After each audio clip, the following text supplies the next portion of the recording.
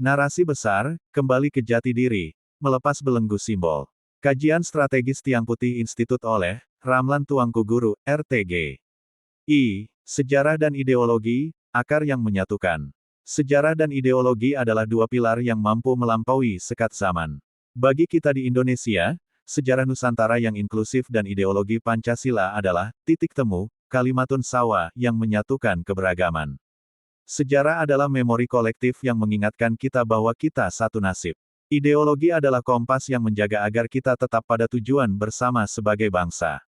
Politik praktis, sebaliknya, seringkali bersifat memecah belah karena perebutan kekuasaan bersifat sementara dan seringkali mengorbankan persaudaraan demi angka elektoral.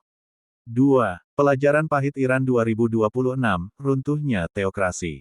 Dunia hari ini menyaksikan sebuah tragedi sekaligus pelajaran di Iran. Era yang dimulai pada tahun 1979 telah resmi berakhir, dan kontrarevolusi meledak di tahun 2026. Pemberontakan rakyat, bangsa berpenduduk 92 juta jiwa ini tidak lagi bisa dibungkam. Dari Teheran hingga Tabriz, 70 kota bangkit berdiri. Ketika agama dijadikan instrumen penindasan, rakyat akan bergerak melawan. Keruntuhan keamanan, kita melihat fenomena di mana Garda Revolusi, IRGC, dan milisi Basij melepas seragam mereka. Mengapa? Karena moralitas mereka runtuh saat dipaksa memerangi saudara sendiri. Sinyal kudeta, munculnya Panji, singa dan matahari, dari dalam tubuh tentara Iran menunjukkan bahwa identitas nasionalisme dan sejarah lebih kuat daripada doktrin teokrasi yang kaku. 3. Kritik simbolisme, memisahkan Islam dari politik praktis. Belajar dari Iran, kita di Indonesia harus waspada. Tiang Putih Institut menegaskan pentingnya memisahkan Islam dari politik praktis. Bahaya formalisme, memaksakan simbol-simbol keislaman dalam politik hanya akan menjadikan agama sebagai komoditas yang murah.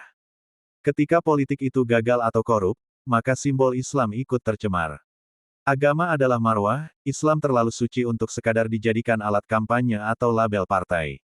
Jika kita terus memaksakan simbolisme sempit, kita hanya akan menciptakan masyarakat yang munafik secara lahiriah namun rapuh secara batiniah. 4. Menguatkan Islam universal untuk Indonesia. Sebagai Wakil Sekretaris PWNU Sumbar dan aktif di Kementerian Agama serta Yayasan Gapura Rahmah, saya, Ramlan Tuanku Guru, mengajak kita semua untuk kembali pada Islam universal. Rahmatan lil alamin, Islam yang menyentuh esensi keadilan, kejujuran, dan kemanusiaan. Islam yang kehadirannya dirasakan sebagai perlindungan bagi semua, bukan ancaman bagi yang berbeda. Kekuatan moral, biarlah Islam menjadi landasan moral bagi para pelaku politik, namun jangan biarkan Islam menjadi institusi politik itu sendiri. Dengan cara inilah kita menjaga Islam agar tetap abadi dan suci. Kesimpulan akhir, Indonesia akan tetap kokoh jika kita berhenti mempolitisasi Tuhan.